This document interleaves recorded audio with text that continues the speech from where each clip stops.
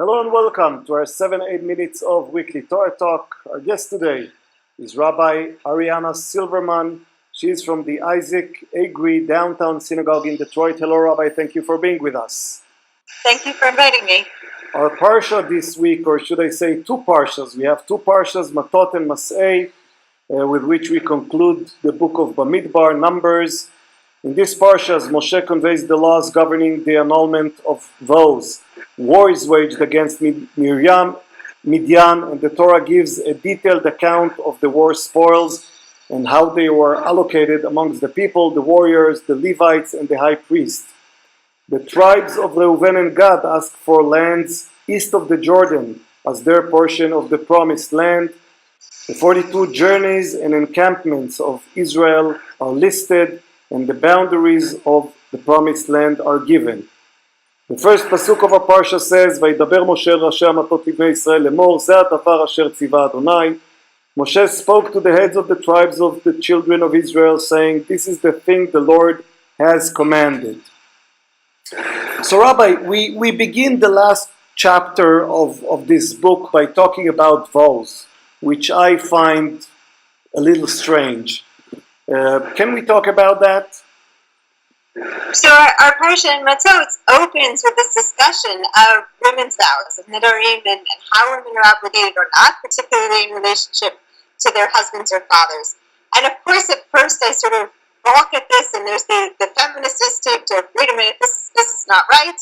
Women's vows should not be controlled by their husbands and fathers. And of course, like many troubling texts in our Torah, you dig deeper into it, and I started thinking, I'm sort of captured by this. Captured with no pun intended with the Midianite women, which we'll come back to.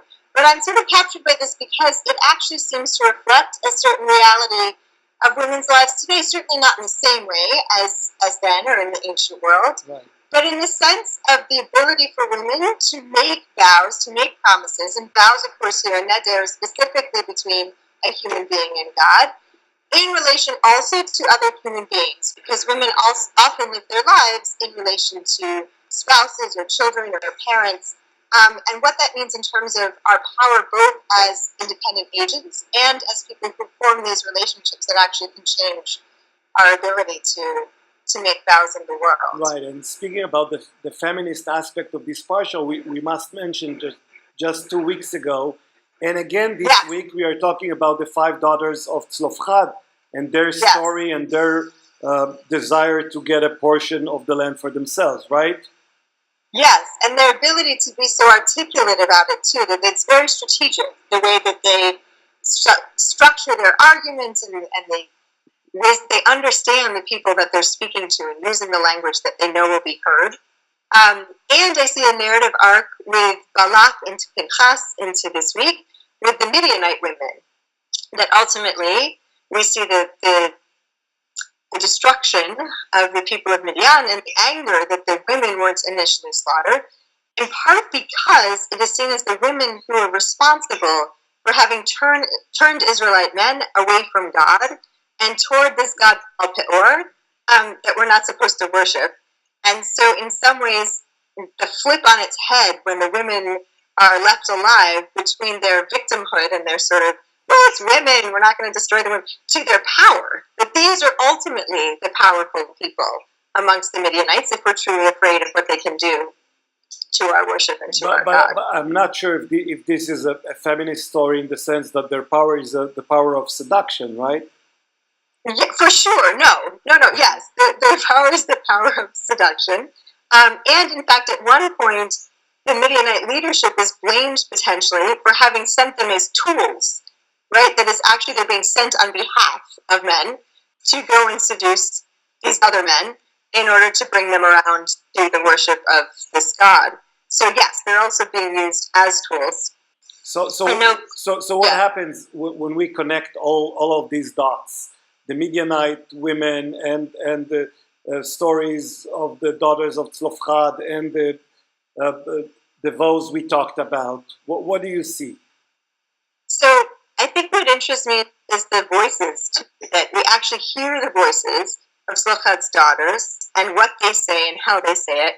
With the vows, there's sort of the implication of these voices. We never actually hear them speaking these vows. And it matters whether or not the vows are heard, whether or not husbands hear these vows, or they're not able to hear them. And then with the Midianite women, we hear nothing at all, right? The implication of their speech is not there. In fact, as you point out, it's almost the use of their bodies more than the use of their speech that seems to be highlighted. Right. Go ahead, please. Continue. So yes, there is this dynamic of how do we hear women, what are they saying, and what is the effect of their words in terms of their power. Right, and I was wondering, is this about women being heard by their husbands or spouses, or is it about women being heard by God? God. I was going to say, I think it's the beauty of this intimate conversation with God, and perhaps the understanding there that also isn't fully realized. And I think that's where it felt to me like a very contemporary text, that I think women often make vows in their lives, perhaps in a greater spiritual sense. I think often in terms of the parallel with Hannah, who's suffering from infertility and makes the vow about if she has a son, she's going to bring him to the temple. I think women often in their lives, from a place of pain sometimes, make these kinds of vows, even in the case of infertility or in the sense of powerlessness, or even aspirationally. Someday I want to be the senior rabbi of the largest synagogue in America. I don't, but one might. And if I do, God, then here's how I'm going to serve you. And the reality is that's tempered by relationships with other human beings. That when a woman is in a relationship with a spouse or in a relationship with a parent, either as a younger woman or frankly when parents age, or in a relationship with children, that tempers their ability perhaps to ultimately fulfill that vow. And the sensitivity in some ways of understanding that although it's framed for me in the Torah as from the perspective of men's economic security and insecurity, perhaps there is also a voice that can be heard of these women in their vows being tempered for good or for bad by the relationships and by the families that they're in. If that makes sense. Right, and tell me, we know that the overwhelming theme of these parshas and of the last couple of weeks is the fact that the people of Israel are about to enter the land.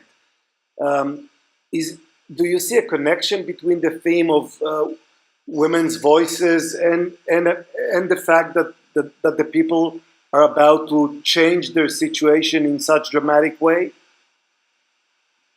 Sure. I mean, I think a lot of the laws are also being established to govern how life will be when they're in this promised land, when they're in this new situation, this new civilization, as opposed to potentially Bamidbar when they're in this wilderness. And I would imagine that I think there's probably a great deal of fear. I threw a curveball. I didn't. You no, didn't prepare for this question.